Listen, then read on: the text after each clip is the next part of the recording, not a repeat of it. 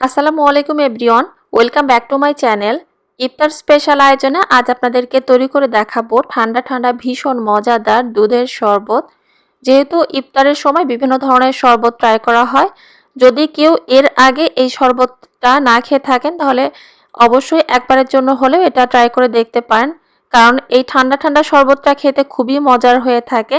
শুধু যে ইফতারের সময় এটা খাবেন তা কিন্তু নয়, গরমের সময় এটা আসলে খেতে খুবই ভালো লাগে, মনে প্রাণে এক ধরনের প্রশান্তি চলে আসে ঠান্ডা এই শরবতটা খেলে। আশা করছি আজকের রেসিপিটা আপনাদের কাছে ভালো লাগবে। রেসিপিটি ভালো লাগলে প্লিজ ভিডিওতে একটা লাইক দিতে ভুলবেন না, সেই সঙ্গে আমার চ্যানেলটাও সাবস্ক্রাইব করে রাখতে পারেন এই ধরনের রেসিপি দেখার জন্য। প্রথমে এখানে নিয়ে নিচ্ছি হাফ টেবিল চামচ তোকমা দানা।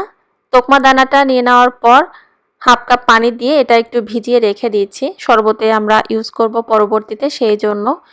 আর এটাকে তোকমা দানা ছাড়াও আর অন্য কোন নামে ডাকা হয় আসলে আমি জানি না, আপনারা কেউ জেনে থাকলে কমেন্ট করে একটু জানাবেন প্লিজ। তো এখন এটা পানির সঙ্গে মিশিয়ে নিয়ে আমি সাইডে রেখে দিয়েছি সেট হওয়ার জন্য। তারপর এখানে একটা পাত্রে দিয়ে দিলাম 1 লিটার তরল দুধ।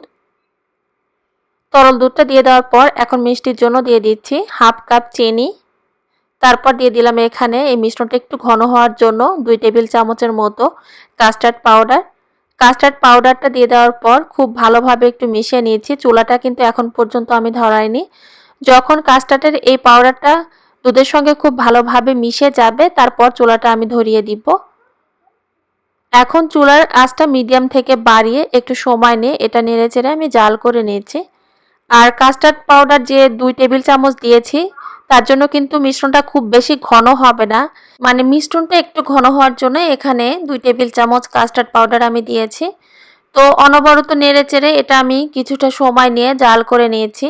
আর এখানে আমি হাফ কাপ চিনি দিয়েছি, তবে আপনারা চাইলে আপনাদের টেস্ট অনুযায়ী মিষ্টিটা কিন্তু কম করে বা বেশি করে দিতে পারেন। তো মিশ্রণটা আমার রান্না করা হয়ে গিয়েছে, আপনাদের বোঝার সুবিধার্থে একটু দেখিয়ে দিলাম এটা কতটুকু পাতলা বা ঘন করে আমি রান্না করে নিয়েছি।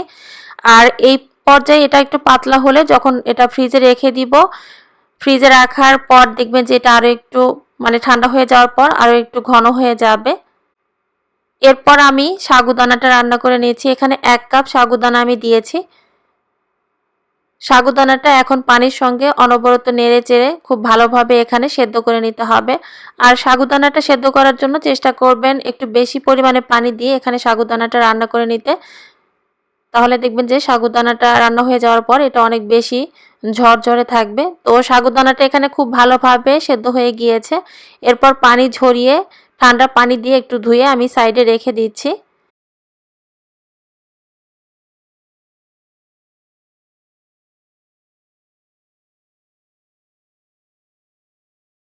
এখন চলে যাচ্ছি জেলি তৈরি করতে। তার জন্য দিয়ে দিলাম 1.5 কাপ পানি। পানিটা দিয়ে দেওয়ার পর দিয়ে দিচ্ছি এখানে 1 প্যাকেট জেলি মিক্স, যেটা কিনা স্ট্রবেরি ফ্লেভার। আপনারা আপনাদের পছন্দ মতো যে কোনো ফ্লেভার এখানে দিতে পারবেন। তারপর সবকিছু ভালোভাবে একটু মিশিয়ে নিয়েছি এবং চুলার আঁচটা মিডিয়াম থেকে বাড়িয়ে প্রায় 5 মিনিটের মতো এটা আমি রান্না করে নিব। আর একটু অনবরত এটা নেড়েচেড়ে দিতে হবে, খুব বেশি সময় নিয়ে আসলে এটা রান্না করতে হয় না। আর প্যাকেটের গায়ে আসলে ইনস্ট্রাকশন দেওয়াই থাকে এটা কিভাবে তৈরি করতে হয়। তো 5 মিনিট এটা জাল করে নেওয়ার পর এখন এটা আমি চুলা থেকে নামিয়ে একটা পাত্রে নিয়ে নিয়েছি। পাত্রে জেলি মিক্সটা নিয়ে নেওয়ার পর বাইরে রেখে একটু ঠান্ডা করে নিব। তারপর এটা আমি নর্মাল ফ্রিজে রেখে দিব। প্রথমে আপনারা জেলিটা তৈরি করে নেবেন। জেলিটা তৈরি করে নেওয়ার পর এটা নর্মাল ফ্রিজে রেখে দিবেন, যেহেতু সেট হতে একটু সময় লাগবে।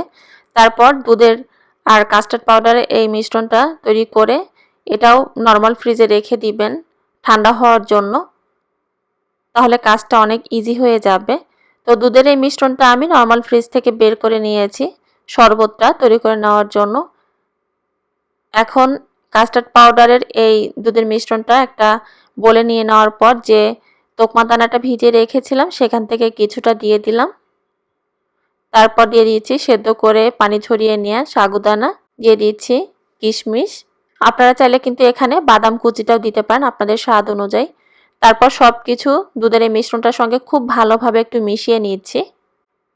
সাগুদানা তোকমা দানার এই মিশ্রণটা দুধটার সঙ্গে খুব ভালোভাবে মিশিয়ে নেওয়ার পর যে জেলিটা তৈরি করে নর্মাল ফ্রিজে রেখেছিলাম সেট হওয়ার জন্য, তো এরই ফাঁকে জেলিটা খুব ভালোভাবে জমাট বেঁধে গেছে। এটা নর্মাল ফ্রিজ থেকে বের করে ছোট ছোট টুকরো করে আমি কেটে নিয়েছি। তো সম্পূর্ণ জেলিটা ছোট ছোট টুকরো করে কেটে নেওয়ার পর একটা স্প্যাচুলার সাহায্যে আলতোভাবে বাটি থেকে এটা ছাড়িয়ে নিয়েছি। তারপর দুধের মিশ্রণের ভেতরে দিয়ে দিয়েছি। এরপর আলতোভাবে একটু মিশিয়ে নিয়েছি। তো শরবতটা খাওয়ার জন্য একদম রেডি হয়ে গিয়েছে। আপনারা এটা আরও বেশি ঠান্ডা করে নেওয়ার জন্য চাইলে এখানে বরফের টুকরোও কিন্তু দিতে পারেন। এরপর একটা গ্লাসে এটা আমি সার্ভ করছি। ইফতারের টেবিলে আপনারা এইভাবে এই শরবতটা তৈরি করে খেয়ে দেখবেন, কারণ খেতেও মজার এবং সেই সঙ্গে এটা অনেক বেশি স্বাস্থ্যকরও বটে। শুধু ইফতার নয়, গরমের সময় মনে প্রাণে এক ধরনের প্রশান্তি নিয়ে আসবে ঠান্ডায় এই শরবতটা খেলে। ওপরে সামান্য পরিমাণে বাদাম কুচি দিয়ে এটা একটু সাজিয়ে দিচ্ছি। আশা করছি সহজভাবে দেখানো আজকের এই শরবতের রেসিপিটা আপনাদের কাছে ভালো লেগেছে। রেসিপিটি কেমন লেগেছে সেটাও কিন্তু আমাকে কমেন্ট করে জানাতে ভুলবেন না। সেই সঙ্গে চাইলে এই রেসিপিটি আপনারা আপনাদের ফ্রেন্ডস অ্যান্ড ফ্যামিলির সঙ্গে শেয়ার করতে পারেন এবং আমার চ্যানেলটাও সাবস্ক্রাইব করে পাশে থাকতে পারেন। সবাই ভালো থাকবেন, আমাদের জন্য দোয়া করবেন। আল্লাহ হাফেজ।